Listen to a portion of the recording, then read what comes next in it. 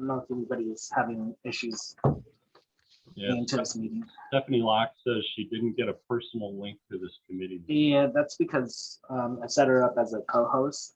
Ah, Yeah. Hello, Melody.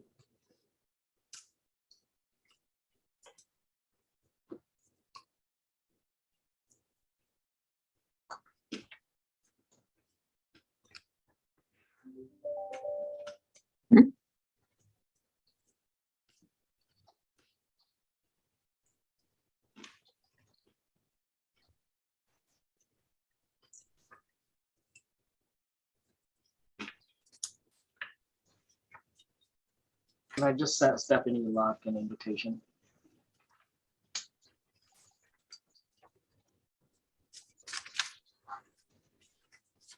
Joel, who's the chair of this committee?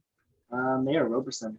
Okay, he's not going to make it because an appointment just opened up also at 10 o'clock for his wife at Montage. So he's doing that instead. So is George available? Hi. Good question.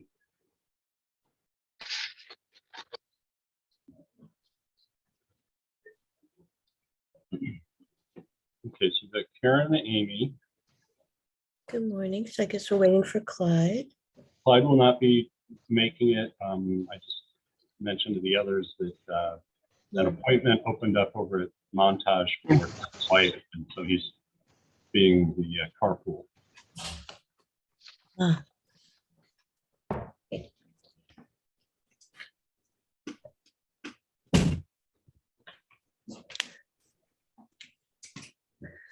And so I think we're just waiting to move Stephanie Locke in. I don't see her as an attendee either, though.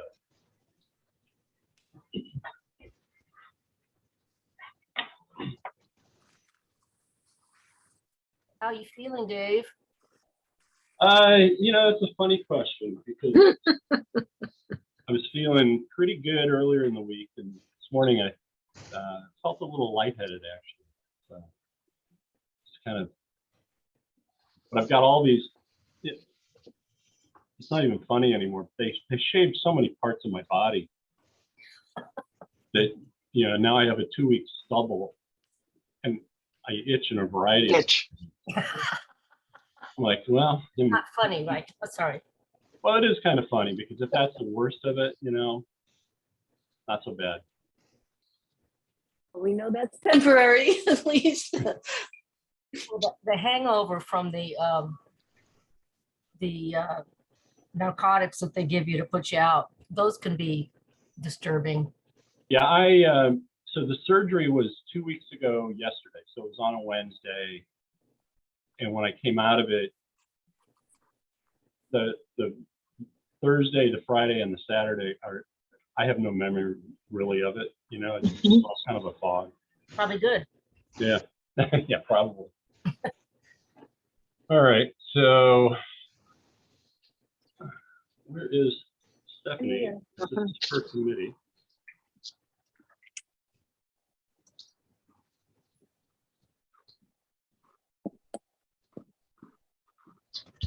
We could.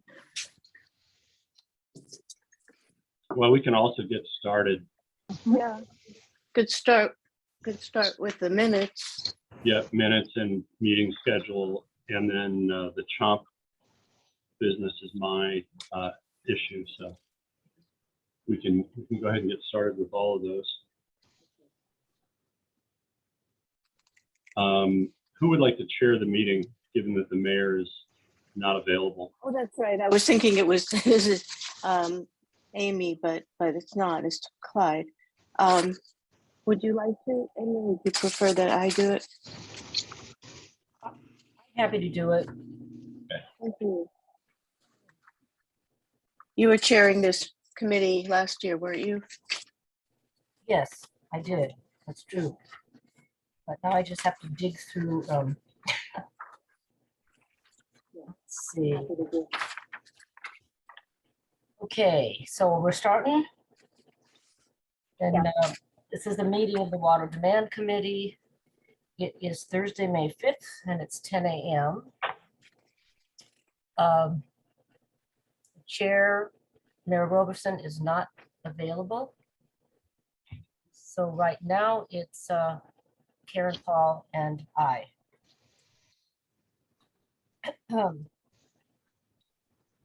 So it's now called to order. Let's have a roll call. Yes, Committee Member Paul, Here, Committee Member Anderson, Here, Chair Roberson, and he's absent. And we have a quorum of the committee. so is there any public here? my internet connection's a bit wobbly. I'm just putting you on notice. Hopefully it'll be all right. Yes, there are members of the public. So I'll go ahead and open up public comment. This portion of the agenda is to allow for public comment on matters not listed on today's agenda. Please raise your hand. And if you're calling in, push *9. She is. Then before.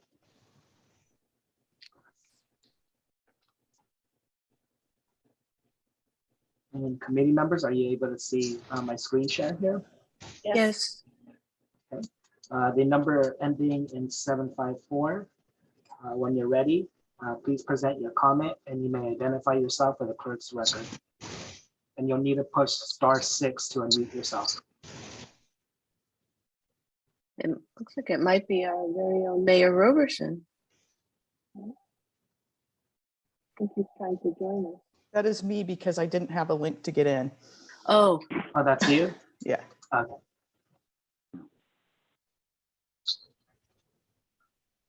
All right. And Director Anderson, I do not see any members with their hands raised. So I turn this back to the committee. Okay, so we can move on to the action items. The first one is the adoption of the minutes from March 3rd. Actually, bear with us. The phone caller does have the hand raised, and Stephanie, I don't think it is your number.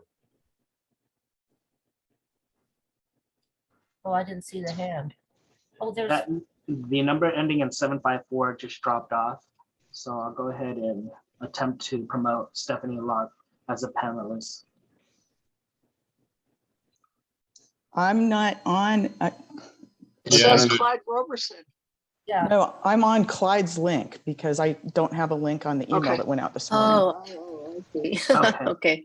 And Joelle, did you change the phone caller's name to Stephanie? Yeah, I So did. that was her. It's not Yeah, me. It's not her. Okay. Oh, So let's go to that caller with a hand raised. Okay, now that, there we go. All right. So for the number ending in 754, if you could unmute yourself by pushing *6. Can you hear And me? then when you're ready, please present your comment. Yes, we can hear you. Hey, sorry about complicating that. Just Dave, want to say I'm glad you're feeling well. Good to see you back. Keep up the good work. Thank you. Thank you for your comment. And Director Anderson, I do not see anybody with their hands raised, so I'll return this back to the committee. okay, thank you so much. So let's move on to considering the committee meeting minutes from March 3rd. Are there any comments or corrections? I have none. Yes, I have a correction on the call to order. The meeting was actually called to order at 9:02 a.m. And that's the only editorial change that I have to the meeting minutes. Okay. I don't even see the time on here. Oh, Right at the beginning. not just 10:02. 10:02. Wait a minute. Is it 9 a.m.? It would have been 10, Joel. I believe, and I could go ahead and look back again and double check. For that meeting, let's see, committees.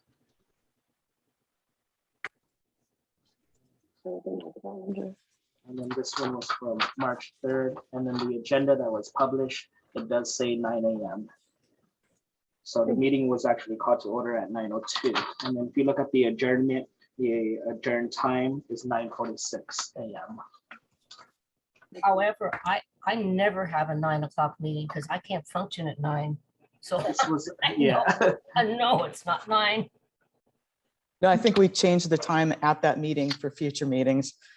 So it was an early Okay. one. Okay, It's on my calendar for 9 o'clock on that date. I don't even know if I was there. That's how functional I am in the morning. Okay, thank you so much. So, I move that any we adopt the comments, any minutes. other comments? We can vote on accepting the minutes. So I heard a motion from committee member Paul. Second. Before we take it out for a vote, do we want to open this up to the public to see if they have any comment on item number 1? Okay, so if you would like to make public comment on item number 1, please raise your hand, or if you're calling in, push star 9. Seeing no raised hands, I'll return this back to the committee. I'm still waiting for a second. I second it. Roll call vote. Committee member Paul, Yes. committee member Anderson, Yes, committee member Roberson, absent. The motion passes. Thank you. okay, and now we move on to the schedule, the meeting schedule. These are all the Sure. dates that I've had for a while, so they're all fine. And they're all at 10 o'clock. That's a good thing. Very important.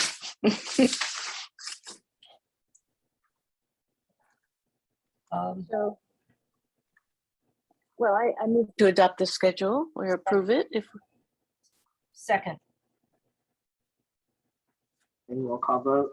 Committee member Paul, yes. committee member Anderson, yes, committee member Roberson, absent. The motion passes on a vote of 2 to 1. okay. The, 2-0. Okay, so item 3 mhm, is related to, I think what would be the final building in Montage's Ryan Ranch campus. A couple of pieces of background. Ryan Ranch itself has been subject to a moratorium on new connections and increases in use, which was invoked by the district, as wells of Cal-Am repeatedly failed, and they went from about 5 production wells to a single production well. And the district correctly determined that the whole of Ryan Ranch couldn't support much more growth. And so we established a production limit for Ryan Ranch, and there's been very little new growth since. However, there are a couple of permitted projects that kept their permits going, one of which is the Adolescent Mental Health Center on Lower Ragsdale that's under construction right now. But then there were 2 additional buildings, the Women's Health Center that recently finished construction, and then a large-scale building D, which is a series of doctor's offices.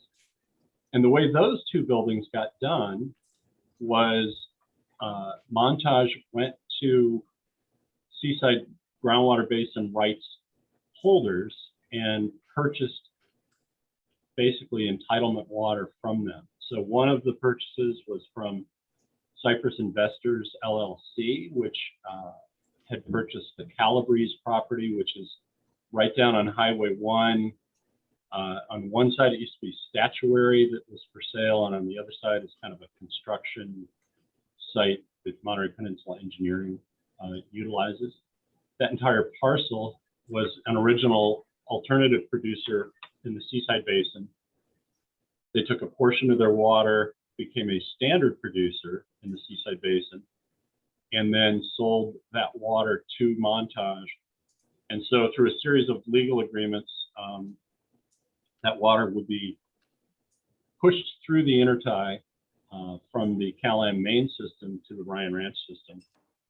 And then a subsequent project came along, and DBO, which was Don Orozco's former firm before he passed, DBO had water. They were already a standard producer, and so they carved off a piece of their ownership interest and made that available to CHOMP for building D expansion as well, and I'm sorry, and the Women's Health Center.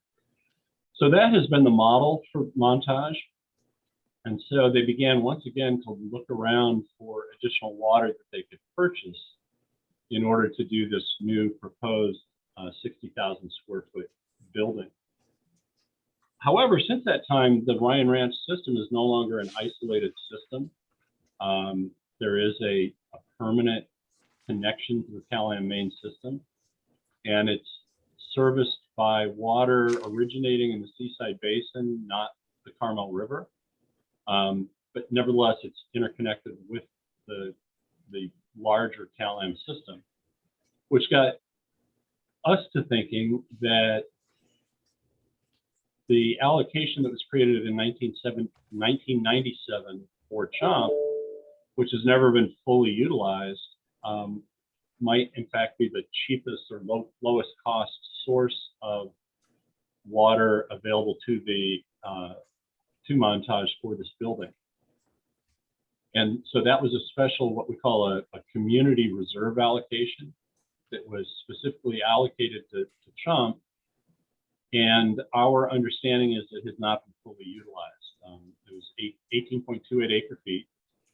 And the amount of water that they'll need for the 60,000 square foot building would be, a small subset of all that. We haven't finished the analysis of the data to determine exactly how much unused allocation is out there, but there's a couple of pieces of hair on this. The first is in 1997, when the ordinance was passed, it was done as an emergency ordinance, and which means it had a 1-year life. It was never renewed, nor was it replaced with a permanent ordinance. Nevertheless, water was created under that emergency ordinance, an allocation was created, permits were written, and buildings were renovated and things were built.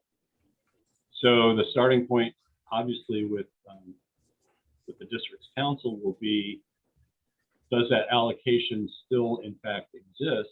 And if we can do the data to prove that there's still water available, can the board then redirect that water, in effect, to be moved from the CHOMP campus at the Holman Highway and Highway 1 over in Monterey to Ryan Ranch, now that the systems are interconnected? So that's kind of the gist of it. The recommendation is that this committee would recommend that district council evaluate whether that allocation legally exists, and then staff would do the data work to figure out if there's sufficient water available, and if so, then recommend to the full board that we apply that ordinance 87 CHOMP allocation to this proposed building. If I could just add to that for a moment. Yep. It was an urgency ordinance. The ordinance itself has a sunset provision and a review requirement. And it said that 1 year from that date, so in 1998, there was to be a review to determine if the ordinance would remain in effect without change, be amended, or be repealed. Clearly, that did not happen. But I think that for that increment of water, that allocation, that community reserve allocation to be used, there would have to be that review would have to be undertaken to decide whether the ordinance remains in effect or is amended or repealed. The allocation, according to the terms of Ordinance 87, was that the allocation would be debited from the amount conserved under the district's conservation plan. So there'd have to be a revisit to say whether or not that increment of unused allocation still is conserved water and is therefore available, and that this should be brought back. And my sense is that the way to do this, to ironclad this, would be by another ordinance to decide whether or not the allocation set forth in 87 is going to be changed, amended, and ratified rather than repealed, in which case then the special community reserve water would then continue to exist. It'd be the phoenix rising from the ashes. But I don't think that we can just say that we're doing this under Ordinance 87. Ordinance 87 creates the foundational factual basis for the that's special community reserve water. The findings, if they do validate that the water is still available, then I think that we have a path to go forward. But I don't think we should be getting away from the fact that this is Ordinance 87 water, because this will be a new ordinance that then reaffirms that the special community reserve allocation does continue to exist and is usable. And we would have to contemplate CEQA for that. But if the water is still available, and I would think that we can do that by MND, mitigated negative deck, rather than doing this by CEQA. So that concludes my remarks. Yeah, and I guess the other way to skin this cat, and all we're trying to do here is help Montage out, because they've paid, well, one was never disclosed, but we know they paid $250,000 per acre foot for one of their acquisitions. And I believe it was a 2 acre foot acquisition, so it's, you know, $500,000. This would require, I believe, about 4 acre feet or 4.2 acre feet. That's based on the group 1 usage, and you know, we haven't looked in detail to determine it's all group 1. But the other way to do it would be the district could allocate part of the district reserve. If you recall, when we talked about the Garden Road housing developments, we looked at the district reserve. But of course, at that time, that attracted the attention of the State Water Board. And I'm not sure that we'd be able to do it without that attention. But what Dave Laredo just outlined to us creates a path of greater resistance than I had hoped for.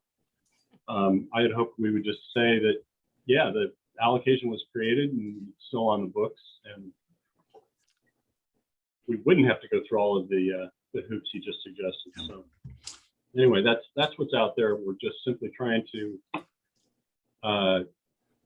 give Montage a signal as to what we are willing to do or not willing to do, and whether they need to go out and try to acquire water from one of these entitlements out there.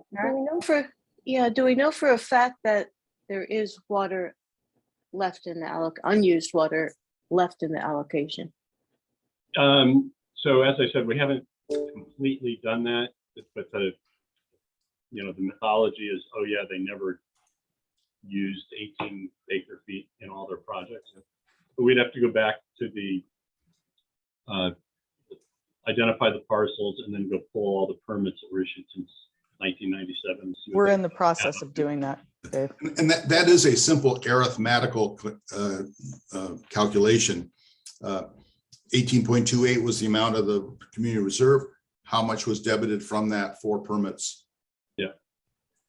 And if there's 4.2 remaining, then they can do their project. And is this a new building? Yes, it would be. It's up there on Upper Ragsdale. Yeah, they've got one more site available. As I said, they just finished the Women's Health Center. Yeah. They built some beautiful buildings up there. Yeah, huge and pretty empty right now. And not a cafeteria to be found. It's not good. So Dave, what could they is- sub-meter? Could they Yes. sub-meter off one of the other buildings? Yes, they can. Yeah. Okay, that's good.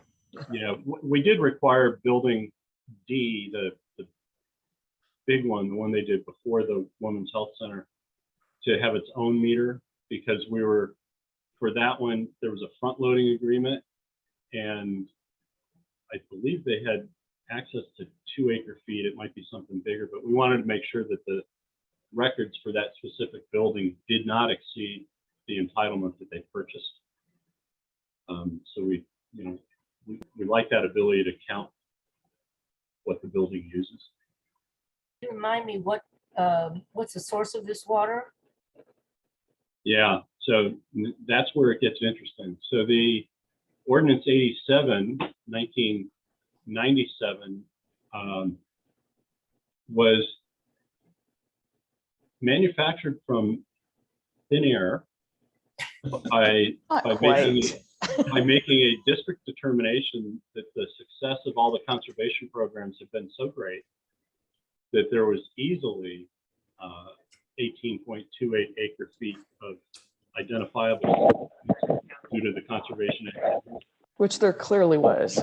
Yeah, there clearly was. And in fact, we know today that even Thousands. since the cease and desist order in October of 2009, gosh, we're down 3,400 acre feet roughly. So we know that there's. Dave, I think you demean the findings of the board. I think the findings of the board have significance and are owed due deference. So That is true. I did a word search and neither whole cloth or thin air popped up in my word search. So, yes. to be fair.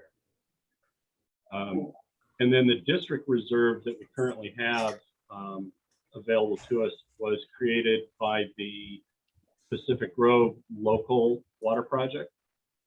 And we made part of the cost of putting that entitlement together was a donation to the district reserve.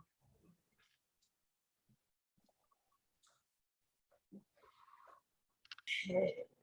So it's there. Yeah. How much is being used right now? Already?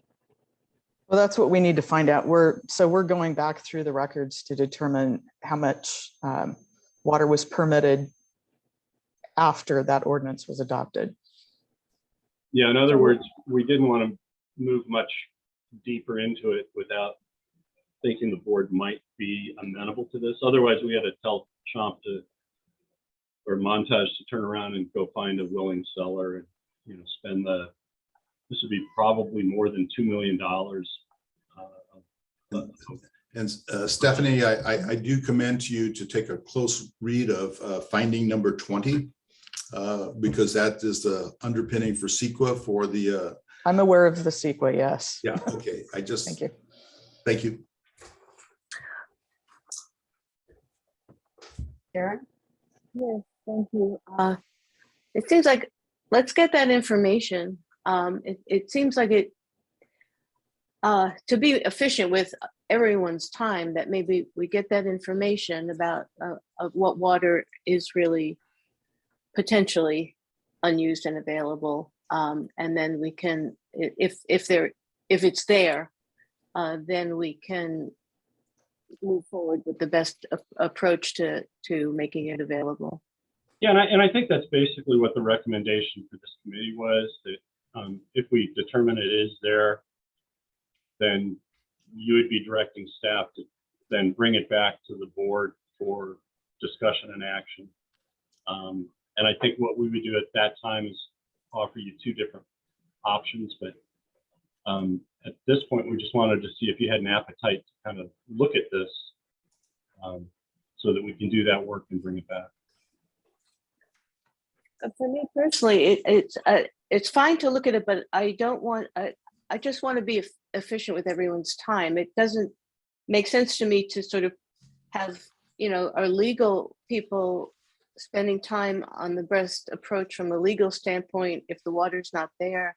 So let's just find out. That would be my suggestion, that we find out first if the water is potentially there, and if the answer is yes, then we can look further into what's the best approach to making it available. That would be my thought. We can make a motion to do that. Is it necessary, or can we just? I mean, I think general direction is sufficient. Yeah, again, and just when to do you reiterate, think? we're trying to give the facilities planners at Montage kind of a heads up as to which way our board might go if in fact the water's there, so that they can either add $2+ million to their budget and begin trying to find the water, or if they think that this path is doable. So Well, I mean, personally, I feel if the water is there, that the board, I'd certainly be willing to see if there's a legal path to making it available. yeah, okay. Yeah, I agree with that. We have a number. Okay, and Stephanie, you heard Dave Laredo's take on, how to, kind of go back in time and do the 1-year review, however many, what are we, 23 years later. Yes, I have a concept on how we would review this. Okay, cool. And just the time lag is not significant. Yes, No. we should have had a review earlier, but the fact that we didn't have the review, we can always have the review as long as the facts justify the future action. Great. Okay, so Steph, it'll be on your team's data hunting, and hopefully maybe within a week I can get an answer on that one. Mhm. Okay, and then I'll get back to Mark Banyan at Montage that once we have that data, if it looks like it's supportable, and then they'll sit tight until the board has a chance to act on it. And Madam Chair, I see that Fran has her hand raised. Nope. Then Fran no longer has her hand raised. Okay, so we're all ready to go on to item 4. Yes, and we'll let Stephanie introduce this. I just want to say that it's not just about the Hertzberg bill. It's really much more about this whole new regime that we'll let Stephanie start on. But it's been put into the water code, and now it's finally coming home to roost. And it's going to change the way we look at things. Yeah. So, Steph, why don't you go ahead and get started? Yeah. So I think. Stephanie, if I may interject, Mhm. before we continue to the next item, was this matter, it's listed as an action item. Was general direction provided, or do we want to actually take action? No. General direction was provided, but no action. Okay, sounds good. And then do we also want to take this up to the public? Okay, so if you have any public comment on item number 3, please raise your hand. Seeing no raised hands, I'll return this back to the committee. Thank you, Joelle. All right, well, I'm going to go ahead and begin my quick presentation on the Senate Bill 1157 Hertzberg. In your board packet or in your committee packet, you were provided with the proposed Senate bill, which essentially just changes a previously adopted standard of 55 gallons per capita per day, and that was slowly ramped down to a lower number where it would be 47 gallons per capita per day beginning January 1st, 2025, and then reduced to 42 gallons per capita per day in January of 2030. As Dave mentioned, there's more to it really than the fact that this bill would reduce the goal for indoor residential use because the state is looking at different standards for all types of uses, including things such as water loss, commercial, industrial, institutional water use, landscape water use. And so they're going through and setting standards for each water provider, which in our area, Cal-Am is the one that would be impacted by these standards. Anyway, so that is what's currently happening is this Hertzberg bill will reduce that indoor per capita. And I know Dave had talked about whether or not the district wanted to undertake a review of whether or not we can meet that standard.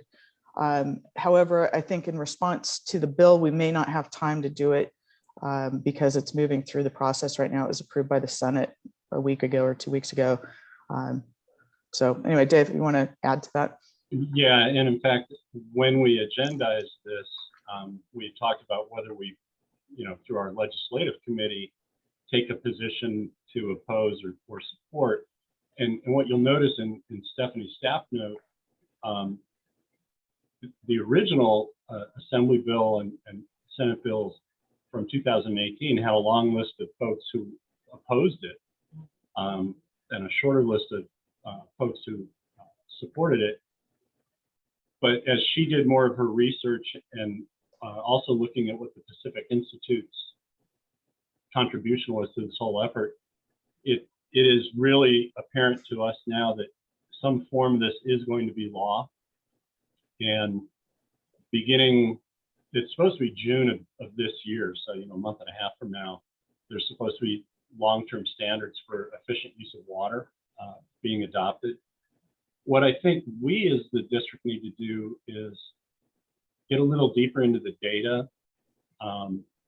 The urban water management plan that CalAM submitted on their 5-year cycle a couple of years ago says that we currently use 48 gallons per capita per day. So, very close to these new standards being proposed. And if that were true, that's good, because from the standpoint of water recycling and Pure Water Monterey and so forth, a significant new set of regulations that would really force additional efficiencies would reduce the inflow of waters to Pure Water Monterey and to the Castroville Seawater Intrusion Project. But because of where we're at right now, it doesn't look like we're going to lose a lot of, call it source water, for the recycled water projects. So from that standpoint, I think we've already made the determination that the impact is not as great here as, say, it will be in certain places in Southern California. But I also have looked at the data that CalAM submits to the state on a monthly basis since the previous drought. And I don't think that the data supports the 48 gallons per capita per day, that it looks like it's more in the range of 56, 57 gallons per capita per day. So I think what we need to do as a district is kind of reopen the data and do an analysis. And one of the other things we used to do from time to time is look at winter water usage versus summer water usage, under the belief that the difference is outdoor irrigation. And we've not undertaken that analysis probably now for 15, 18 years. So just, I wanted this committee to know that these regs are coming. And what's going to happen going forward is every urban water provider is going to have to come up with what's called the urban water use objective. So there's going to be an objective for each service area based on these long-term standards that the State Water Board and the Department of Water Resources are going to come up with. And then that objective will be analyzed on an annual basis relative to actual prior year demand or prior year production. And if there's too big of a difference between the water use objective and the actual water use provided, then those water use providers will be deemed to be non-compliant, and there will be additional actions taken to bring them into greater alignment with the objective. So there'll be this annual comparing of actual versus objective. And then there's little things like you can get up to a 15% bonus if you're using recycled water to augment your potable water system. So if, for example, you were over your objective by 14.999%, we would be deemed okay because the Pure Water Monterey project gets us that 15% bonus credit. So anyway, this is a piece that I think we as the local regulator are going to need to start focusing in on once those annual reporting tools come into play. I think they, meaning the state, is actually a little bit off, and I think they're not going to be compliant this year. You're not going to see any of these annual reports filed on time, but it's going to happen. It's probably going to happen by next year. So this is going to be an area of work that we're going to need to add to our ongoing analysis every year, so that we'll have a better understanding of, whether CalAm is compliant and how close we are to the objectives with action. And so what I had sent around yesterday, or Joelle had sent around yesterday, is the section of the state water code that memorializes all of this. And that was just kind of for your own information, so you can see where the state is headed. But we need to kind of go there with them in parallel. And so this will be a new piece of work that somebody's going to have to pick up on here inside the district. Member Pa? Yeah, I have some questions. I have quite a few questions, actually. Well, first of all, that I'd like to know what in the statute, they talk about the estimated efficient indoor use, outdoor use, etc. Efficient is used to describe each component. Efficient water losses, and what's the definition of efficient? What's it here? What does that mean here? So that's a great question. And so what they're doing is they're going to adopt long-term standards for the efficient use of water. So technically, if you were to take outdoor irrigation out of the equation, there are some people who believe then indoor water use should be the same everywhere. Now that kind of ignores, certain forms of air conditioning, some of which use more water than others. And so climate, if you're in Fresno, would have an impact on your commercial, industrial, and institutional water use if you're using certain types of chiller technology and so forth. So there are differences, but the idea is to use, research from Pacific Institute and other places to say, hey, a person living in a home in climate zone B should all be using, 42 gallons per capita per day type of thing. Or, your water loss rule should be X percent. So as you look in the water code, you add up all these things, residential, commercial losses, and so forth, using the research generated values. That's how you get to an efficiency objective. So I don't think it's really well defined as, what is efficient. What it really means is they're going to develop a standard, and they're going to say, for each type of use, this is what you should be using. And if you are, you're efficient. Yeah. Yeah. And if you are, you're efficient. And then looking backward, if you delivered more water than what your efficiency, the sum of all the parts comes to, which would be your urban water use objective, then you're inefficient. And you've sold more water, you produced more water, sold more water, than your efficient objective, and therefore you're a water hog, and you need, it'll be CalAm here, and it'll be Los Angeles Department of Water and Power there, and East Bay Mud. All of those reporting entities will now be held to kind of an annual review of, did they deliver at their objective or not? And So it's going to be, it's going to be a data-driven process. And the way Stephanie has reported some of the Pacific Institute's numbers, which seems to be driving a lot of this thinking, I think there's still questions to, how good their science was in some places. But I think you're going to see sources of data from multiple different locations as they adopt these long-term standards. There's going to be a, like what you were talking about, the different areas. Fresno is a good example. Palm Springs, versus up in Shasta or somewhere that's colder or something. Are there going to be differences? Yeah, there are supposed to be. Okay. But if you look at just the Hertzberg bill, so what the Hertzberg bill did was just go straight to the residential numbers. And that's a one-size-fits-all kind of bill.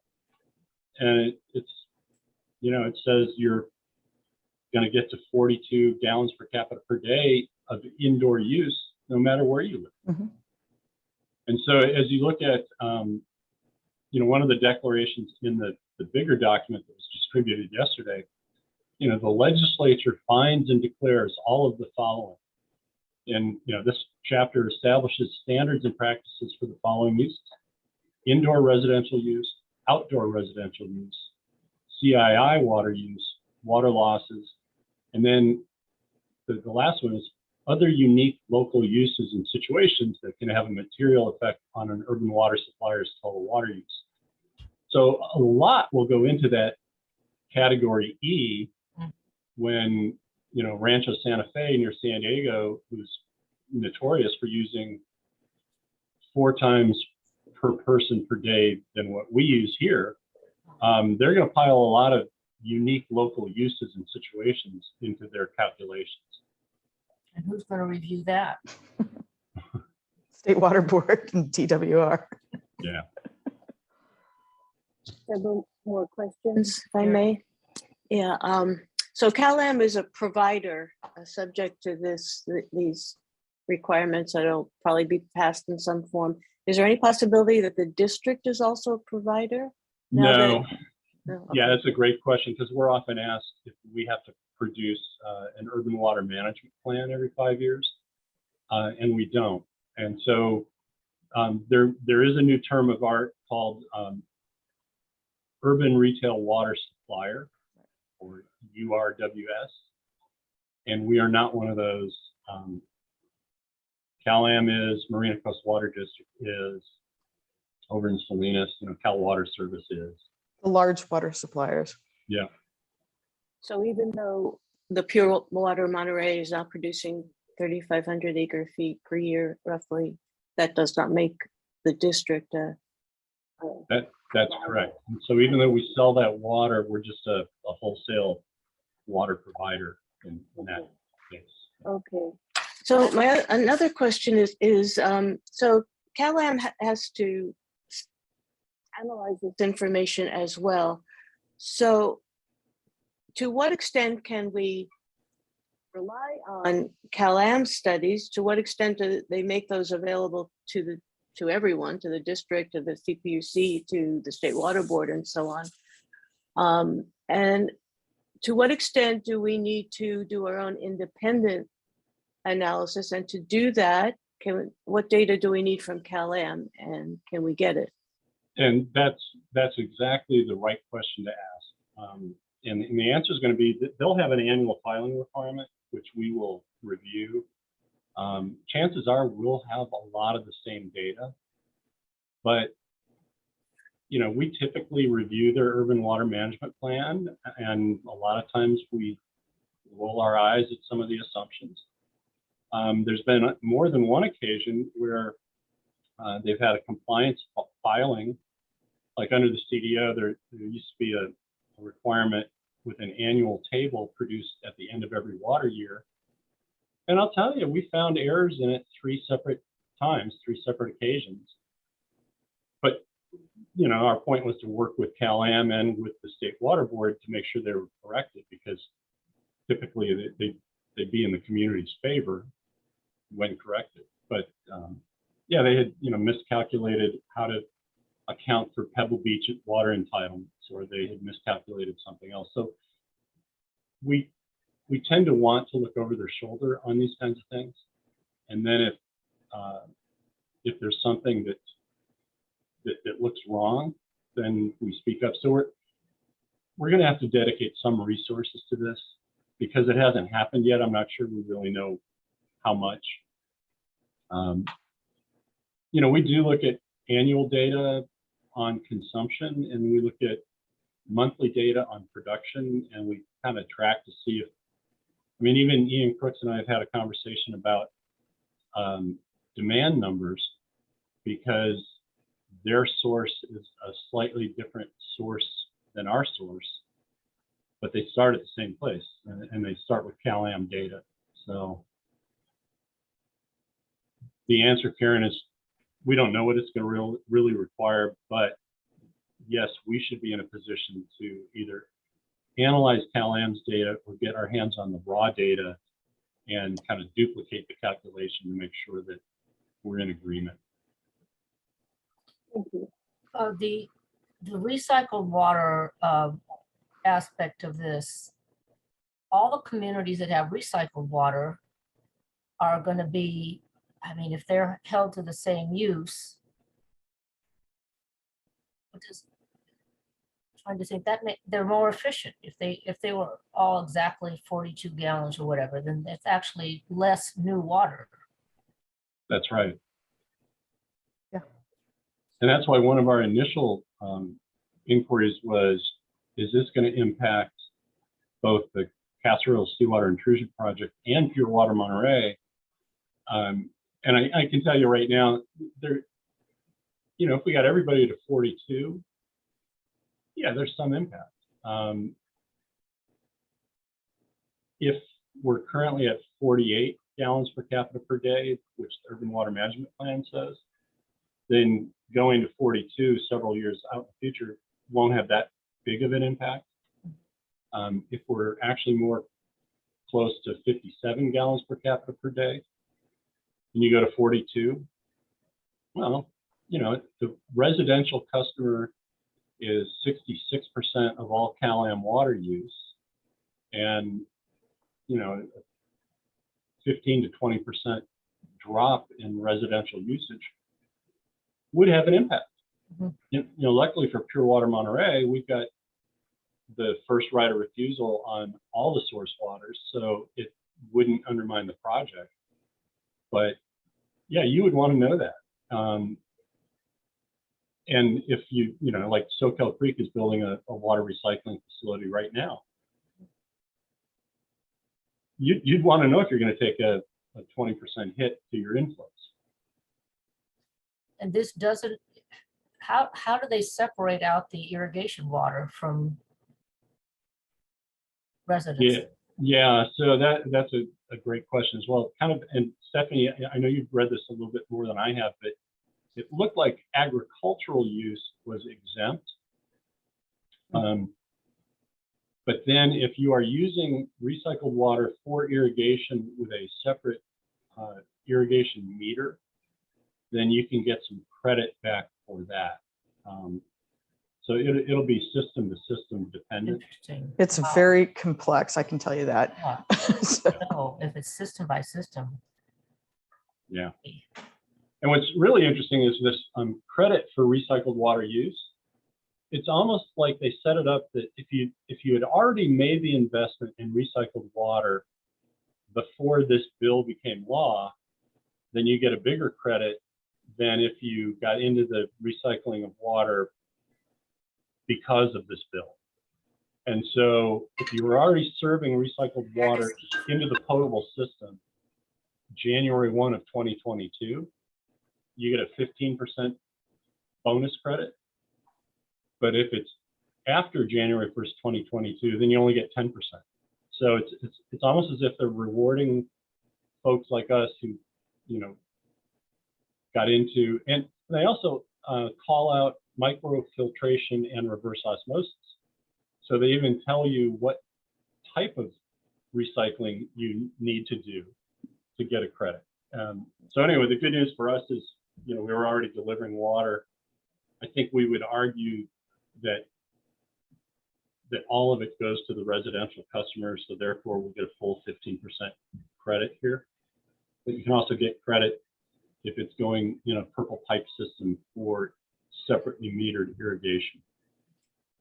So And it's, Stephanie just said, there are just layers and layers of complexity.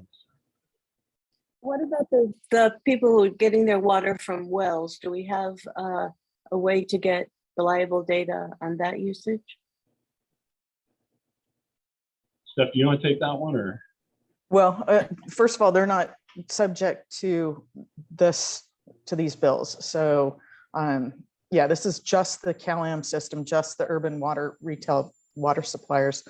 And as Dave said, it's just CalAm and Marina Coast in our area, and then Salinas, of course. But I mean, we do get annual reporting data on every well in the district because they have to meter and report. It doesn't break it down by what part of that use is irrigation versus indoor use. But, you just scratched an issue kind of at the same time as we're looking at this. We're looking at rules in support of the governor's executive order, which are, I don't know, Steph, what's the schedule for that? They're expected to come out. Well, it's item 6 today, so we'll talk about that in a minute. Okay, good. But yeah, you're right. These are very intertwined, and the comments are very intertwined. So you've got as these regulations were developed, we've got a lot of different water suppliers all talking about their various differences between their systems, and the same goes for the governor's order. You've got Humboldt County saying we've got years worth of water in the ground. We don't have a drought. Why do we have to go and do the same thing everybody in California is going to have to do? And there's one proposal for non-essential turf. Yeah, let's wait until we get to the item. Yeah, okay, because I want you to explain that one, but it goes straight to the well user versus the urban water distribution system user, and how, for the average guy driving around, how are they going to know who's doing what and what's essential and what's not essential? And so but we'll get to that under item 6. does this suggest that, people are going to want to get to that 42. People are going to want it, and if people have properties that they irrigate, they're going to want to definitely be able to subtract that irrigation water. Is this going to, are there irrigation meters that, if you have an irrigation system, that will just measure that? There are irrigation meters on some of our commercial uses because they're required to have separate meters for new construction. But again, I don't think it's not in a large enough scale that you would be able to pull out the outdoor use. And again, like I said, if it's a well, it's not subject to the same restrictions. Yeah, I was just wondering about, homes that want to count the water they use outside. Oh, absolutely. Yeah, you can put in sub-meters on your irrigation systems. So you definitely could monitor. And these smart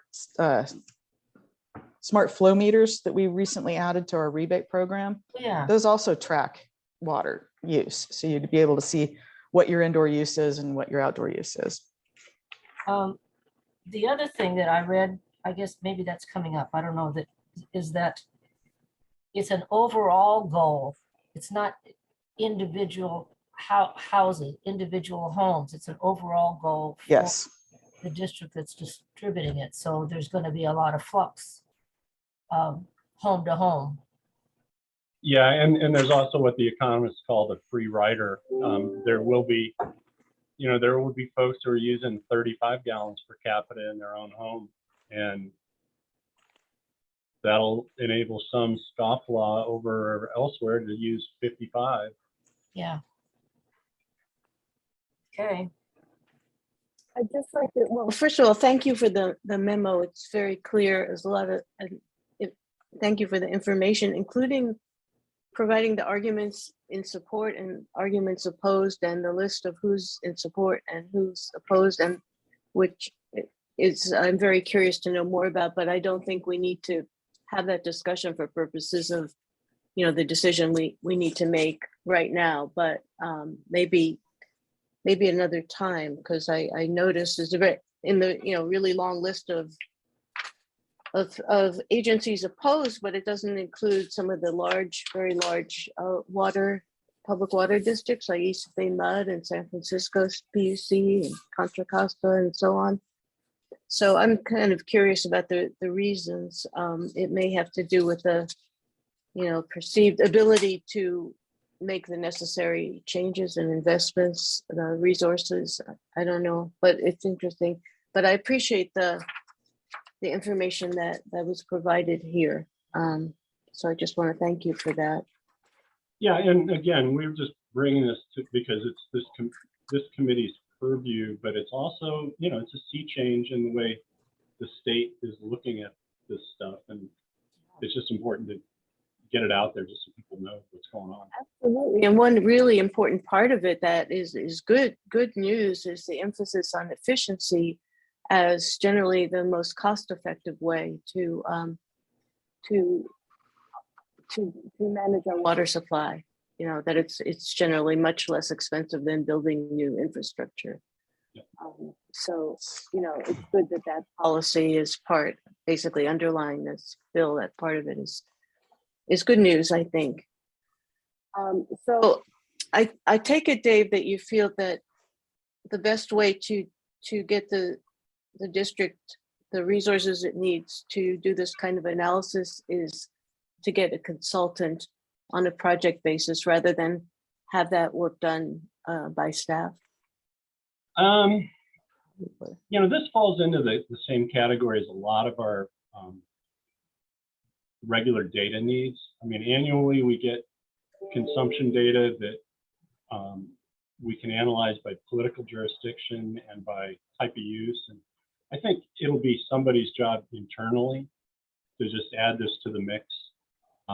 When we've talked about needs, you know, we need somebody who's really good with spreadsheets, which would take a lot of, you know, both my time, but there's a need on staff to have somebody who's got their fingers in all of this stuff. We were, I guess, joking is the wrong word, but we were talking about it just last week going, what's the population of the district?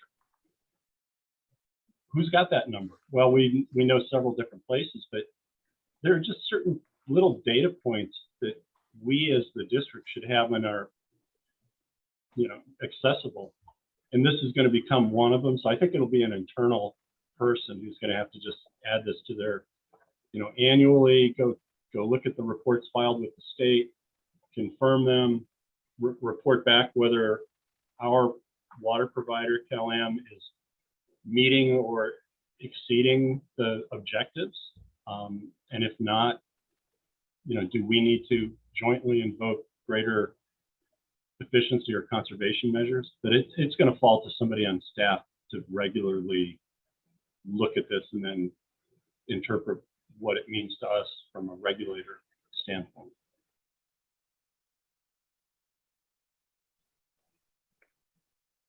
Okay, so where are we going right now? We're going to item 5. Okay. Before we do that, Before we I'd do like that, to yeah. open it up for public comment. Yeah. And then at this time, I'd like to invite Melody Crislott. Melody, when you're ready, please present your comment. Hi, guys. So this seems alarming to me. It seems like the state is determined to undermine or kill recycled water, which really is the best thing they've got to save the water use in California. I'm puzzled. 10%? I mean, that's crazy. Did anyone talk to John Laird before he supported this thing? And what about talking to Mark Stone to try to put an amendment into this that supports the use of recycled water more than just 15 or 10%? this just seems very wrong. I don't know if this is just going along with Newsom's idea that we're going to have 20 desal plants all along the coast. And I'm not sure what's happening here, but to undercut and undermine recycled water at this point in time seems really bizarre. Has anybody got any data on that from these legislators that put this forward? And also, I'm not sure, I'm not clear on Dave's number there. Are we using 48 gallons indoor water use now or 57 gallons indoor water use now?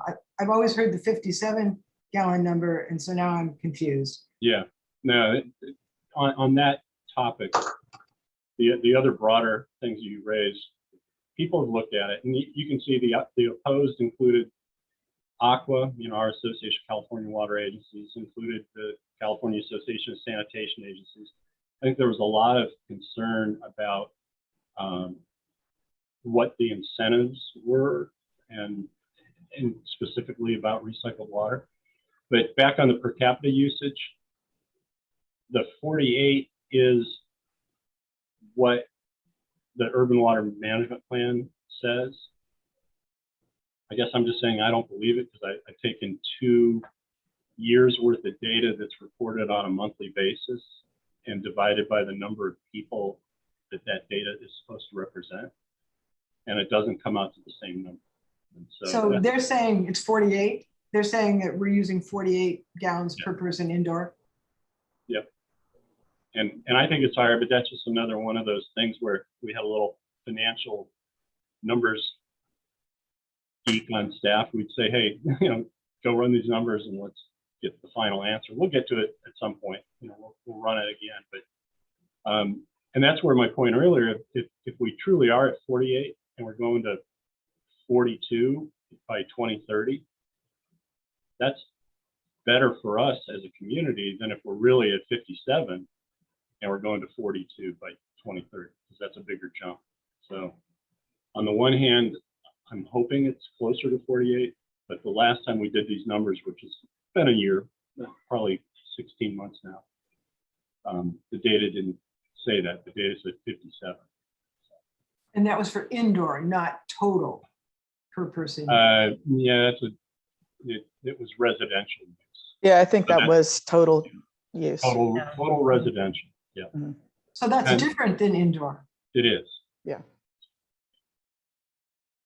Not collecting separate residential, separate outdoor at this time. No, and that's where we were talking about the concept of looking at what the rainfall patterns were against what the consumption data showed, to try to pull out those data that when people aren't irrigating, that's when we can get the best number as to what indoor use is. Yeah. This is still impact undermine recycling efforts. Yeah, so I think that philosophically, some people believe it undermines because if you push the usage down through other measures, like flow metering devices, shower heads, and so forth, technological fixes, then you're producing less water that goes to a wastewater plant. So there's less water to recycle, so that in some thinking that disincentivizes you to invest in water recycling. I think that, even if you're at 42 gallons per capita per day, that's still water that can be recycled. So it's just the incentive structure is, if this were outside of San Diego and you're moving people from, let's just say indoor water use from 70 gallons per capita per day to 42, then it would hurt a water recycling plant. But if you don't have a water recycling plant and you want to build one, well, build it assuming you're going to get 42 gallons per capita per day and size it to that. And then you won't be missing that extra, 30 gallons per person. So it means different things to different places. Well, there's certainly no incentive here for the state to encourage recycled water projects. That's kind of my point. I'm not sure just seems very wrong-headed. Yeah, they tried with the, the bonus points of 15%, but Well, and this whole discussion with this legislation really began a decade ago. It's not, when there weren't a lot of recycled water projects out there. So a lot has changed since this started. Is there any reason to talk to Mark Stone at this point? no, because he's termed out. He's not gone yet. No, I know. No, it's kind of like what Stephanie pointed out earlier. We thought maybe we were even in a position to, voice a letter of opposition and so forth. This thing is so done. It's just a matter of scale. It's annually somebody may come back and say 42 was the wrong target and it should have been 45, and here's the data, and then there'll be another Hertzford bill. But the 13 pages of water code that I shared with you, that's not going away. It's only going to get more detailed as to, what is an urban water use objective? What are the sum of those 6 parts? What number should we put on CII use, and what number do we put on outdoor residential water use for each region and so forth? There will be more details promulgated than fewer. Do we want to wrap up public comment? I still see a one raised hand. And Melody, Thank you. I'm good. All right, I'll jump into number 5. I'll be relatively brief.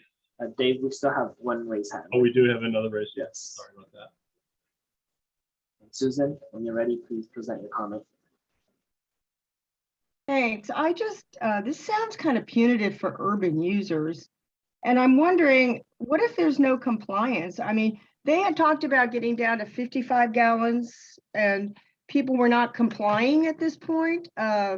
What's the punitive measure they're going to take to make sure people do comply? I'm looking at that seems like a fairly low amount for people to use per day. And then the disparity between people on wells and urban users that are dependent on a water supplier seems a bit unfair. And I don't know how they're going to address that. It seems like this is some lopsided legislation in my mind. And I wonder how you're going to evaluate what everyone's using to make this a fair application. I get your point, Dave, about us already being fairly low on consumption and that we would have a 15% incentive that would probably accommodate us in this particular area. But thinking statewide, I don't know how this is going to come off in terms of all the areas addressed. And I'm wondering, is there some sort of enforcement aspect to this that's going to make people comply? I haven't heard that yet. Thank you. If you could address that. Yeah, the easy answer is we don't know what enforcement's going to be. I don't even think the state knows what they're going to do. I think they want to see the data and then figure out how big the problem is. So this is more just the warning shot to let everybody know this is coming. Mhm. Still have one more raised hand. John, when you're ready, please present your comment. Thank you, Joel, everybody. John Tilley. I would like to just urge the district to, and the community to embrace the lowest number possible here. And the reason for that is our water supply. The more we can get people to conserve, the better, because it's the supply is going to be the limiting factor here, and we have to prepare for a worst case scenario of supply. Thank you very much. Thank you, John. I see no raised hands, so I'll return this back to the committee. Great. So moving on to item 5. And by the way, I'm reminded by what John just said. So in the power side, Amory Lovins used to, he kind of coined the phrase that megawatts are cheaper than megawatts.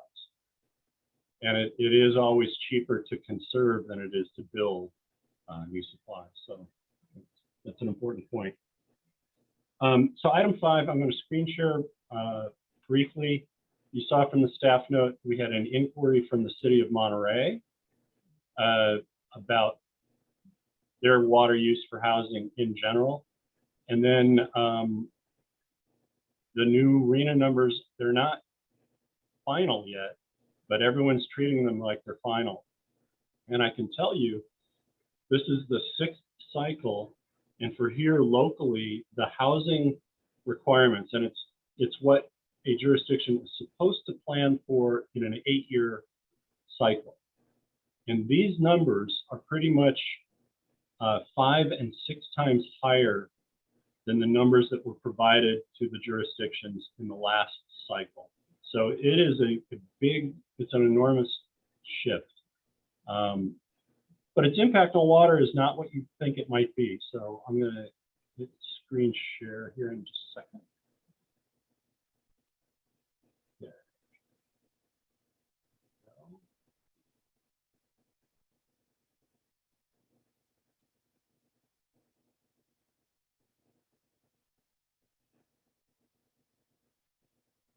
So what we have in front of us are RENA stands for Regional Housing Needs Allocation. All throughout the state, all 58 counties, often through an association of governments. So like in our case, San Benito, Santa Cruz, and Monterey County are all together under the Association of Monterey Bay Area Governments, AMBAG. So the AMBAGs of the world kind of receive the edict from the state, and then the AMBAGs allocate it to the local jurisdictions. So what you saw in the board packet were the RENA allocations by city in Monterey County, or city in Monterey and Santa Cruz counties. All we're focused on here on this chart is the RENA numbers by local jurisdiction, the 6 cities. You can see in the footnote that Monterey County would be separate. The only portions of Monterey County that are really relevant are Carmel Valley and a little bit of the Highway 68 corridor. But the county general plan has sub-units to it. And so the amount of housing that can go into, for example, Carmel Valley is already pretty well defined. And Rancho Cañada Villages project is going to eat up about 92% of that total. And then there's a couple other projects that may or may not ever come to fruition. So we're not showing anything for unincorporated Monterey County other than the footnote, which, it could be another 10 to 15 total acre feet. But as you look at the 6 cities, the allocations are broken out by income level of the home owner or renter. So very low, low, moderate, and above moderate. And a number of entities use market rate for the above moderate category. But these are the breakdowns by the 6 cities within our jurisdiction and CalAM service area. And you can see it's a total of just under 6,200 new housing units. The majority, obviously almost a full half, is in the low and very low categories. Above moderate, market rate is a large number as well, the 2,200 number. But as you imagine your own town, for example, Director Paul and Dave Laredo, you're in Pacific Grove. Try to imagine 1,100 new units going in Pacific Grove in the next 8 years. I don't know where they would put them. Exactly. Monterey, 3,600 new units in an 8 to 10 year period. It's an interesting exercise, and it is important for planners to plan for an influx in population. But as I said, this is the 6th cycle. Every jurisdiction, not just here locally, but throughout the state, are chronically underperforming on the first 5 cycles, and it just never happens. In fact, could you imagine, the permit office in the city of Seaside being able to even process 600 new building permits? So anyway, these are the numbers. What we've done is translate them to water use. So on this slide, you can see the very low, low, moderate, above moderate. again, a total of just under 6,200 units. But then using Stephanie's fixture unit counts and some assumptions about the type of product that's being put, we've said multifamily is going to be an equal portion of 1 bedroom, 1 bath, and 2 bedroom, 2 bath, which then when you consider kitchens and other things comes up to about 0.0945 acre feet for a multifamily average unit. Single family, you know, you probably hear from time to time we say an acre foot can supply 5 single family homes for a year. Well, that would mean 0.2 acre feet. We use a factor of 0.18 acre feet because in communities like Carmel and Pacific Grove, where there's a lot of smaller lots and more temperate weather, their usage is lower. And you get up into Carmel Valley, their usage is higher.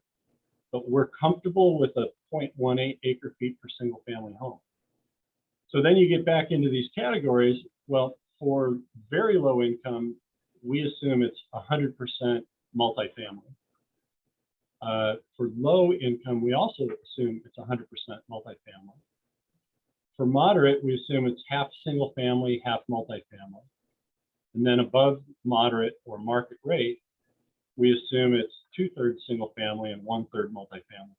Now, some of the multifamily can be very nice condos. You know, there's been a couple of condo developments, kind of the Cannery Row area, and they're, you know, they're listed, I don't know, $2 million a piece. Fit and finish is really nice, but they're still just, you know, 2 bedroom, 2 bath. So it's, you know, the same number of people. It's just a, you know, you got your view or you got your real nice granite countertop. So applying these factors derived from, you know, basically the fixture unit counts in our rules and regs, this middle column of total water required in acre feet per year conveniently adds up to about 750 acre feet, as if all of this housing were to happen. And keep in mind that housing is not necessarily a one-to-one relationship with population growth, because your city can grow with people moving into already existing dwelling units. You know, Grandma Mabel dies and a family of 4 moves in, population goes up, but it's not a new housing start. So this is only looking at the RENA numbers as new housing starts. And yeah, if everything were to get built in the timeline that is being discussed, about 750 acre feet using today's standards. Which is paradoxical because on Tuesday, the State Department of Finance released population estimates. And what we're really showing is the state of California's population declined for the 2nd year in a row. And the population in Monterey County, the growth rate was very, very low. So on one hand, you've got housing and community development telling the jurisdictions plan for 6,200 new housing units. And then you've got, you know, 3 blocks down the street in Sacramento, the Department of Finance saying population is not growing in California. So it's a little bit of a paradoxical situation, but we don't, you know, we don't work for the Department of Finance or the Housing and Community Development people, but we have to count water, and so that's what we did. And then just a reminder that Pure Water Monterey expansion is over 2,200, or approximately 3 times the amount of new water that might be required for these somewhat fictional housing numbers. So that's just, you know, something to kind of check as a, you know, do we have enough water even if all of these things could get built? And I think the answer is yes. And that's it on that topic. Just so you know, we've been kind of avoiding it because we knew that these RENA numbers were so high. Tyler Williamson of the City of Monterey called maybe 3 months ago and said, Are you guys ever going to put out any numbers on what these new RENA numbers might mean? And I'll be honest with you, I don't believe in them, and I know you can sense my skepticism, but now I put numbers on them, and that's what I think our story will be going forward. That if it gets built, we can handle it. We have the water supply for it. It's just not going to get built. But Dave, along with the RENA changes, there's also been some planning changes. And there's been some relaxation of CEQA for the low-income housing. Yep. And there's been a change from discretionary review to ministerial review for those low-income housing. And what the type of thing that is a steamrolls over local planning. For instance, in the city of Pacific Grove, there is the corner of Forest and Pine, and there was the former drive-through bank there. It's right across from City Hall. The city is sitting on an application for a 5-story building for low-income housing there. That if the rules were appropriately enforced, not counting water, that would be a ministerial review and CEQA exemption for 5 stories on that site. Yeah. The one thing they don't have is any water on site because the former use was as a drive-through bank. Very small footprint, very small water credit on site. So there is no proof of water, but yeah, but in 30 months when we've got a new supply and you don't need a permit, I mean, you don't need a credit. Yeah, you're going to see in upzoning is all the rage. yes. And there's a very small opportunity for cities to modify their general plans to accommodate for this, or will lose the local discretionary review of these types of projects. So that's one of the reasons there's such concern over the RENA numbers. It's not like it was in the past because of the process exemptions that are coming with this. Dave, is that the corner that has the solar business? That's correct. That's the site there. Yeah. If you can, yeah. Yeah, and we've been helping City of Seaside try to figure out how to get a project called the Ascent Project done. Stephanie, that's like 107 units or 120 or something, I think. Yeah. So it's going to happen. There is a renewed commitment to getting more housing units built. I have trouble believing we're going to see 6,000 of them. And Well, there's constraints like City of Carmel. We don't have land and our rules wouldn't allow that 5-story building on a corner. So yeah, and there's just no way. So. Yeah, I think they need to upzone Del Mesa Carmel. Put in a few 5-story buildings up there. There was an article just in the last 10 days. Now, I forget where it was. It was one of the local papers. But they were making the point that whoever it was that wrote it made the point that that the predictions, the RENA predictions, have just not come true for a long time, that they're way over what's happened. Mm-hmm. I don't know what percentage. It's not very helpful that I can't remember these kind of details, but I remember the story, the outcome was they just haven't come through. Yeah.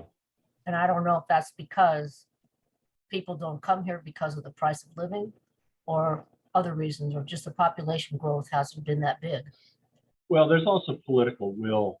And I do see that city councils have changed over where they're far more interested in actually following through on housing than they have in the past. A lot of times you get a requirement and you get a city council that just pays lip service and then moves on. But now you've got 3 pretty active city councils trying to get housing built in their communities here. So. Madam Chair, you do have a member of the public that would like to comment. Thank you.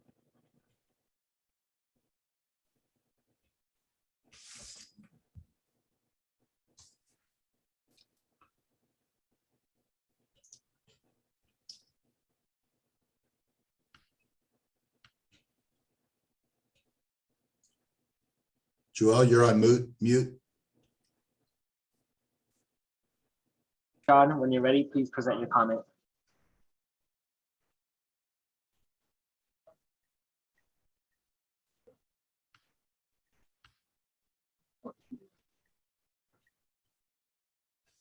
John, you'll need to push *6 if you're calling in.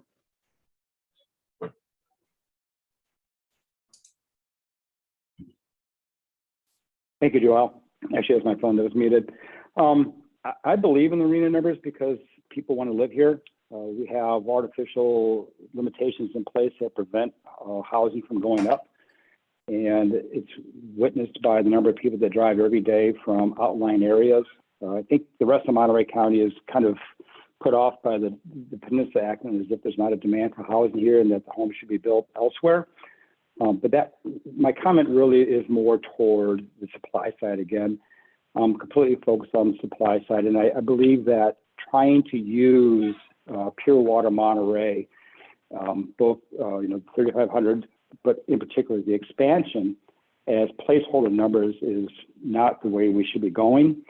We all are paying attention to what's happening at M1W, and I think it's very reasonable to expect that the size of that project is being discovered, and just assuming that it's going to be 3,500 plus 2,250 is not a good idea. We should be preparing for worst case scenarios. These numbers are actually coming to fruition, and we need to start using actual numbers instead of theoretical numbers. Thank you. Thank you, John. And at this time, I would like to invite Melody Crislott. Melody, when you're ready, please present your comment. I think belief is the operative word there for Mr. Tilley, and you can believe what you want, but the facts are the facts. I don't know why you are bothering to dispute the water being produced from Monterey 1, from Pure Water Monterey. It's exceeding what was designed to exceed. The only problem is now Cal-Am didn't think ahead far enough to get the water out of the ground. It's there. I don't understand why you continue to bang the drum for desal and discredit what we've done here on the peninsula with the recycled water. Thank you. Thank you, Melody. Seeing no raised hands, I'll return this back to the committee. Yeah, and I know we have one more topic to close it out, but without choosing up sides over what was just said, we did just close out April injections at Pure Water Monterey. We did 362 acre feet in 1 month. That if you extrapolate that to 12 months, that's 4,300 acre feet just from the base project. And we actually dialed back some of our injection because as of right now, we don't have the regional permit to continually do 4,300 acre feet in a calendar year. So we've actually dialed back from what we're capable of doing. But that's without additional source waters related to the expansion and so forth. That's just the base project. And so it is proving that it's very capable of doing more than what we've contracted for. Through the chair, I'd just like to make two comments. I mean, first is that I think we have to keep in mind, as far as the RENA numbers, that water is not the only reason that nobody meets these numbers. There's a fundamental problem that basically only building market rate housing is profitable. The rest is not profitable, and it's a tremendous challenge to get these projects done when there's basically no profit to be made. And that brings me to my second point, which is a letter from Mayor Roberson, because City of Monterey has apparently tried very hard to build some affordable housing and get it lined up. And I wonder, and he's asked the district to do two things, and one is to provide a letter explaining what water would be available for allocation and when, which we certainly can do if we haven't already done it. And then he asked us to pass a resolution, and this was discussed at the last board meeting a little bit, a resolution requesting that the cease and desist order be lifted immediately. And we talked about that a bit. I don't personally think that's that this is the right time to do that, but hopefully if the water purchase agreement is approved and executed, and there's more certainty about that going forward, then maybe we can consider it at that point. Yeah, I agree, and I appreciate you pointing out they did actually request us to respond to their letter, so I kind of forgotten that. So we'll have to work on something.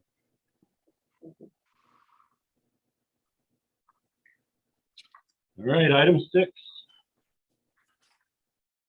Dr. Doom, you're up. Thank you. Actually, Joelle, can you do the PowerPoint from your computer, please?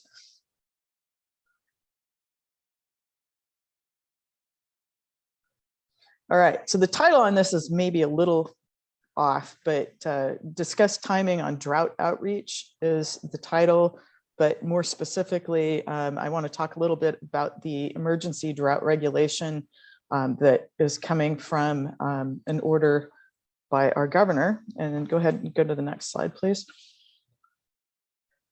So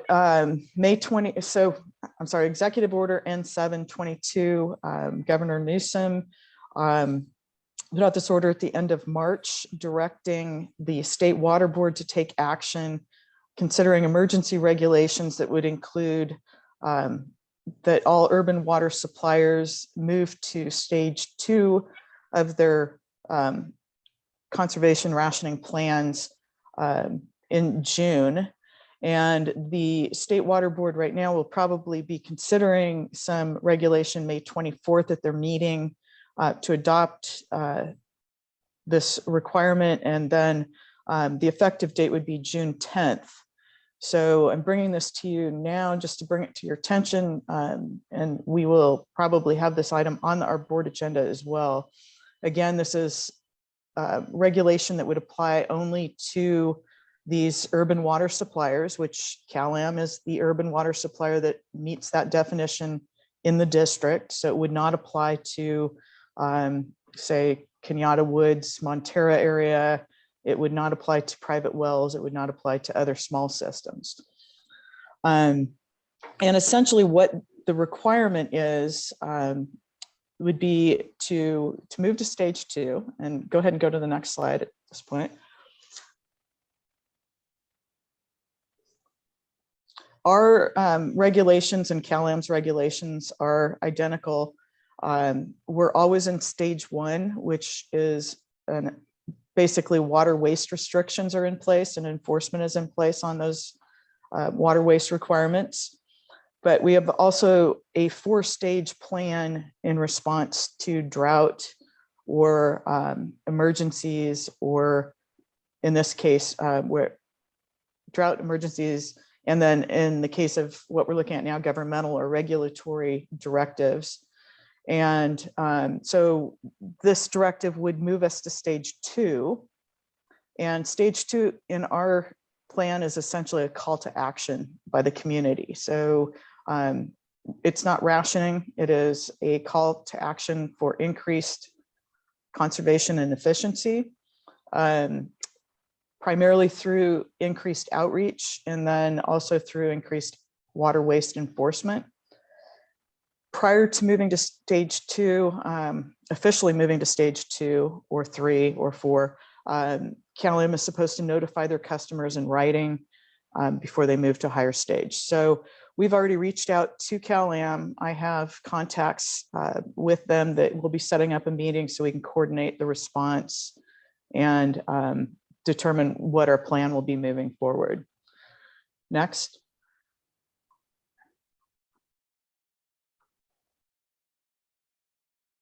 Oops, go ahead. Yeah. Let's see.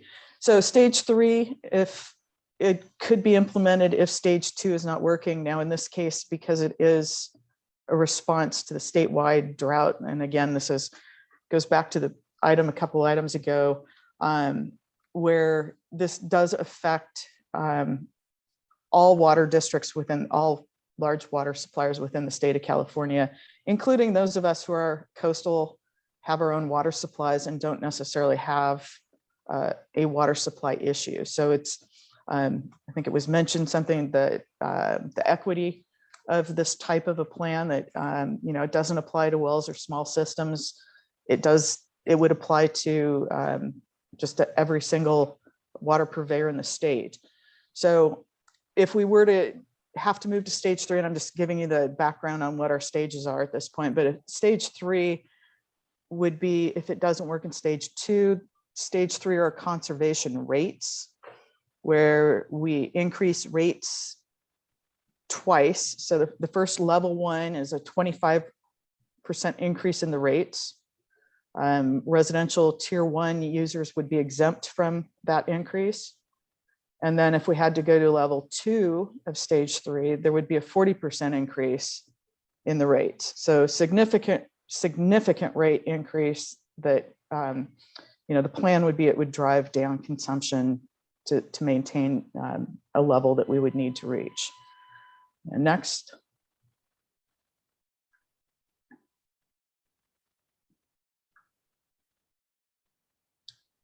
So I'll just go ahead. I'm not sure, I didn't look at the timing on this thing, but so if we had to actually go to rationing, which is stage 4, at that point, we would be setting household rations, and there would be the option for people to be able to get additional water for special needs or for large houses. As part of stage 4, we would be eliminating non-essential uses before we impact businesses. And next, please.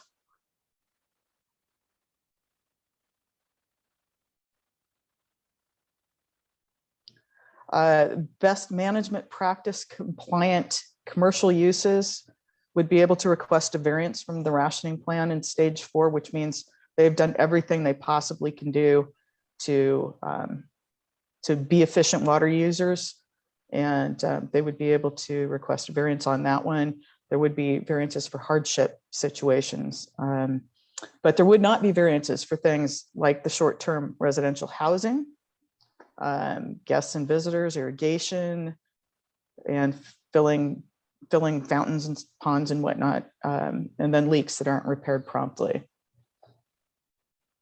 Next. So as I mentioned previously, the State Water Board is probably set to make a determination May 24th to implement stage 2 June 10th. And I've been monitoring their agendas and workshops. They had a workshop the end of April where a lot of the comments that were made in the previous item were discussed. And so there's definitely a one size doesn't fit all, but I think that's kind of where they're going for right now with the state. The district will be coordinating with Cal-Am, and assuming that we're also implementing stage 2. I think our board needs to be proactive in this case and possibly take action at the May meeting, directing us to implement stage 2 in June. At that point, we'll also have, discuss Cal-Am's notice to the customers and the outreach plan, because primarily this is an outreach stage. And then we'll just increase our presence out there, probably put into place some new workshops that we don't currently have planned. And then I'm planning to have staff out in the field more often. And this goes to Dave's memo yesterday, where we're going to go back to fully staffed offices at that point. So my inspectors, where they've been out for only 1 or 2 days of a week, they will be out in the field on a regular basis doing these inspections that we need to have done. Next. I think that is that it, Joel? That's okay. it. All right. So anyway, the one thing that I did forget in my PowerPoint today, and it was mentioned earlier, is that in addition to implementing stage 2, the governor's order essentially says implement stage 2 of your plan, and you have to enforce water waste restrictions. And we've always had enforcement on water waste restrictions. So as far as anything additional, there's not really anything that we're going to be affected by, except they are going to ban non-functional turf irrigation. And so the non-functional turf irrigation would apply to commercial, institutional, industrial uses, and it will also apply to homeowner association common areas. And so one of the things that came up in this workshop a week ago or so had to do with who's responsible for this enforcement and how is it going to be done. I think what kind of came out of that workshop is more of a recommendation that the water suppliers, so Cal-Am and the district, would notify potential people who have this non-functional turf of the ban on irrigation. And then I guess we would be enforcing it as water waste if people continue irrigating and we're aware of that. So what it doesn't apply to, it does not apply to areas that are normally used for recreation. So it would not apply to a park setting, a school ground, you know, Colton Hall, where they have some of their rallies and events on Colton Hall. But it would apply to things like the homeowner associations that still have turf in their areas. It would potentially apply to some ornamental areas. I think in front of the sports center, there may be a little lawn area. It would apply to, you know, our Museum of Art on Pacific Street that has a lawn. Next to it, there's a bank on the corner of Soledad and Munris Avenue that has a huge lawn that tends to leak and get cited for water waste frequently. But they would be one of those people that we would be looking at. And let's see if there was anything else I wanted to give you on this. Yeah, again, during the discussions, the staff discussion on the draft regulation, there was concern expressed by other water agencies that, you know, they're not relying on state or federal water.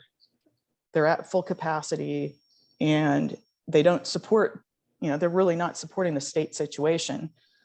But the State Water Board, I think, is just going to make a blanket determination that all agencies have to move to stage 2 of their plans. So any questions? I need some clarification, Stephanie, on the division of labor between Cal-Am and the district on these requirements for implementing the various stages. It sounds, and you touched on one of those areas, which is enforcement, who's responsible for enforcement. It sounds like, if I understand correctly, the district's role is mostly in public outreach, public education, responding to public's questions, concerns.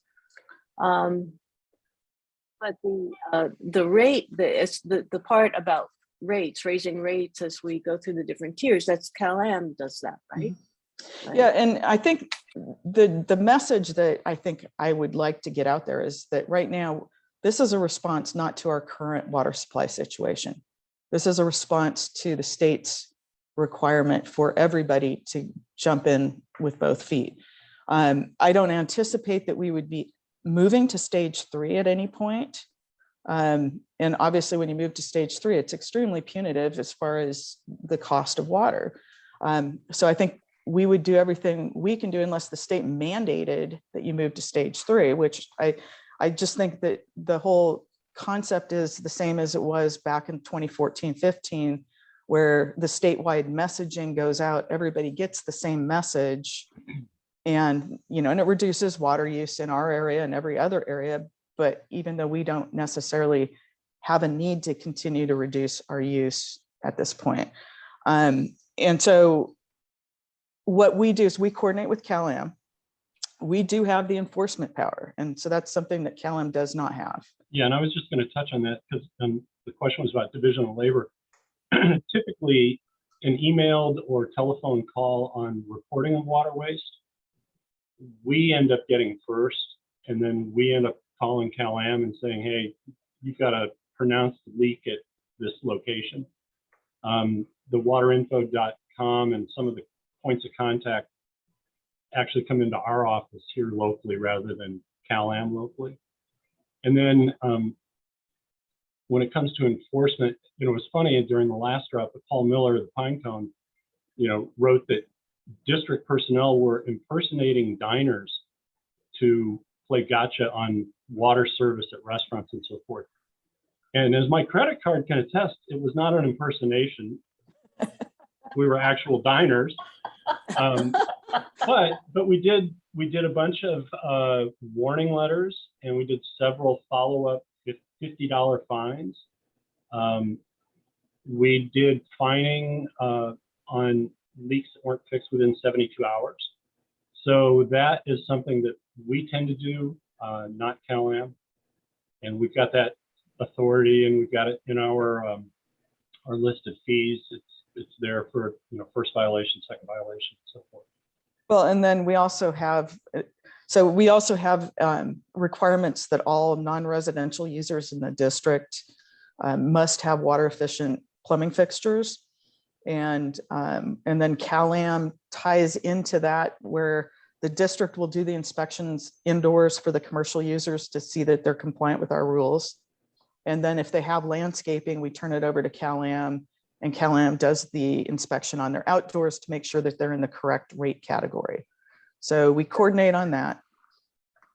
I'm sorry, I want to, in our communication with the public, let's try as much as possible to not unnecessarily confuse the public about because when, you know, you keep referring to we, and the we sometimes includes Cal-Am, sometimes includes the district, sometimes both, but when we're speaking to the public, let's try to not confuse everybody. For example, it'd be easy for the public to think that we're the ones that are going to raise the rates.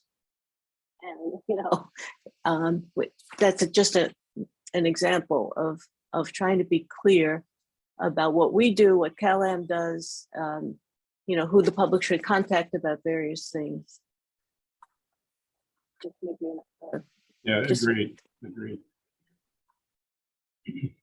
Since it's coming from the state, we can, you know, the state's the boogeyman here. Yeah. The state is requiring it, and they're responsible for whoever's going to do it. Yeah, and keep in mind that that's really where we are at, is we're going to assist the state in meeting state mandates, and we are going to sound the alarms because it's the right thing to do. But we don't really have a problem here right now. The problems we have are more, you know, appropriate plumbing and getting water out of the ground and that kind of thing. But, you know, the water that's sitting underneath the river in the aquifer right now is about a 7-year supply at the current water right that Cal-Am has. And they also have the adjudicated right to pump what they can pump from the Seaside Basin, whether it's being replenished or not. So as long as there's water in a well and you can get it out, they can get it out. So we're not constrained by, you know, a reservoir that's down at the 10% level. Yeah. Type of thing. The rest of the state is, but I don't think we want to have that messaging out there. The message is, it's got to be, hey, it's another dry year. Everybody should pitch in. And I'll be honest with you, it's getting frustrating that restaurants are back to serving water without request, and, you know, just certain simple things that, you know, a couple of well-publicized fines and penalties go a long way. Yeah. Yeah. So thank you, Stephanie, for that. And I guess what you're saying is we might bring this to the board in May to authorize action in June, but we need to find out what Cal-Am wants to do. Right. Yeah. Okay. Well, and I don't think we're going to know for sure what the state's going to do until the 24th or till May 24th. Yeah. Our board meetings before that. So it, you know, it may be that I guess the budget workshop would possibly be a time we could do something. Yeah. So anyway, yeah. Just one thing, Steph, tourist season begins, I mean, It is, yes. heavy duty Memorial Day weekend. And this thing about the restaurants and the hotels as far as laundry service and what have you, I don't see tent cards anywhere anymore. And I think that's reasonable. Again, folks locally say, I'll do my bit, but you've got all these other people coming in. They need to do their bit too. So I think that's an area where we can put some focus. I would hope so. And the other thing, as you saw from the email I forwarded, people can't reach anybody at Cal-Am to report a leak. And I would hope that in the ads we're putting out, that one of the things we emphasize is see a leak and then call whatever the 2 numbers would be, and not just the district, because Cal-Am ought to have a dedicated number as well to help with the problem. People want to help. You know, we've got eyes everywhere. It's not just our staff out on the street looking for leaks. And those, as we know, can be a lot of water in a short period of time. So we want a prompt response. Hey, Stephanie, maybe that's our branding ad for May, is simply what Fran just suggested. Mhm. You know, how to report a leak, the email address and the phone number, the ones that work the best, and then we can redirect those. I've had people ask me that. Yeah. Yeah. Good idea. Good suggestions. Okay, The reporting a leak and the tourist, addressing the tourist usage. Yeah, I haven't seen any of those cards either on restaurants tables. So are we done? we are, and thank you for spending this much time, but you know, Oh, were there comments? Lots of stuff. yeah, no hands are up. Okay. Okay, so I guess we are adjourned, and it is 4 minutes to noon. Thank you. Have a Very good much, day. all of you. Here, Right. Thank you. bye-bye. See you later this afternoon, some of you.